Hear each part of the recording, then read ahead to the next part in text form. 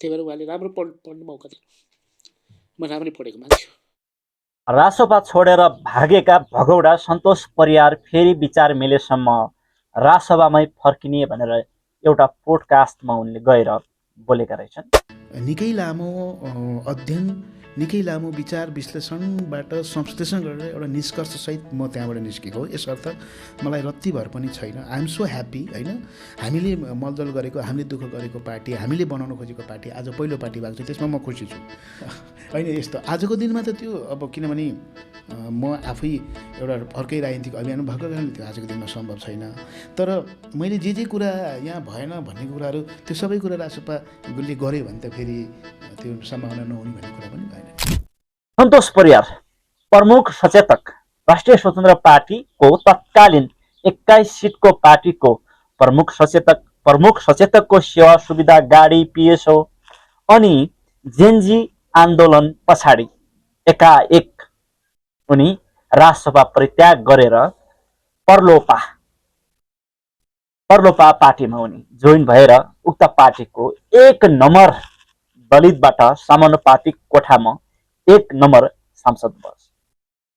हेर्नुहोस्, एउटा प्रमुख सचेतक जस्तो व्यक्ति बनिसकेको मान्छे राष्ट्रिय स्वतन्त्र पार्टीले दलित कोठाबाट सांसद बनाएको र प्रमुख सचेतक बनाएको व्यक्ति एकाएक जेन्जी पछाडि चोक्टा खाना गएको बुढी झोलमा डुबेर चुर्लुम्मै मरी भने जस्तै सन्तोष परियारको सिङ्गो राजनीतिक करियर नै त्यहाँ चुर्लुममा एउटा किचडमा डुब्यो। त्यो पनि नयाँको किचडमा होइन, पुराना जनार्दन शर्मा, सुदन किराती जस्ता चाहिँ असफल राजनीतिमा असफल व्यक्तिको पछाडि लागेर सांसदको पहिलो नम्बर कोठा खाने लोभले लाभले बिलाप भने जस्तै सन्तोष परियार यति बेला घाँटीको भित्र अड्किएको हड्डी जस्तो भएको छ, न निल्न मिल्ने न ओगाल्न मिल्ने। तसर्थ उनले एउटा पोडकास्टमा गएर रासोपासँग अझै विचार मिल्ने, के चाहिँ विचार मिल्ने हो? दलितको कोठाको नाममा दुरुपयोग गर्ने सन्तोष परियारहरू जस्ता गद्दारी भन्छु म, दलितको कोठा युज गरेर दलितलाई नै गद्दार गरेर हिँडेका गद्दारीहरूलाई ल्याएर रासोपाले अब राख्छ जस्तो चाहिँ मलाई लाग्दैन र राख्नु पनि हुँदैन। किन भन्दा रासोपाले दलितको कोठाबाट अति नै सेवा सुविधा दिएर भुँडी फुट्ने गरी खाएका सन्तोष परियारलाई अब त्यो साहस दिने हो भने रासोपाभित्र पनि एउटा ठुलो गम्भीर प्रश्न उठ्न सक्छ कि त्यस्ता अवसरवादीहरूलाई फेरि किन चाहिँ अवसर भनेर। त्यसकारण रासोपाले यो कुरामा चाहिँ सचेत हुन्छ होला। तसर्थ रासोपा आफ्नो राइट टु रिकलको त्यो व्यवस्थामा निकै अडिग छ। उसले ढाका कुमार श्रेष्ठलाई पद मुक्त गरेको थियो। तसर्थ अहिले बालन सरकारका मन्त्री शाहलाई पनि, श्रम मन्त्री शाहलाई पनि श्रीमतीलाई पदमा नियुक्त गरेको आरोपमा उनलाई मन्त्री पद सहित भएको छ। तसर्थ सांसद पद चाहिँ उनी सहित भएका छैनन्। हेरौँ रासोपाले यसलाई पनि कतिको प्रभावकारी निर्णयमा ल्याउन सक्छ। तर म यसै भिडियो मार्फत भन्न चाहन्छु कि राजनीति भनेको एउटा सम्भावनाको खेल हो।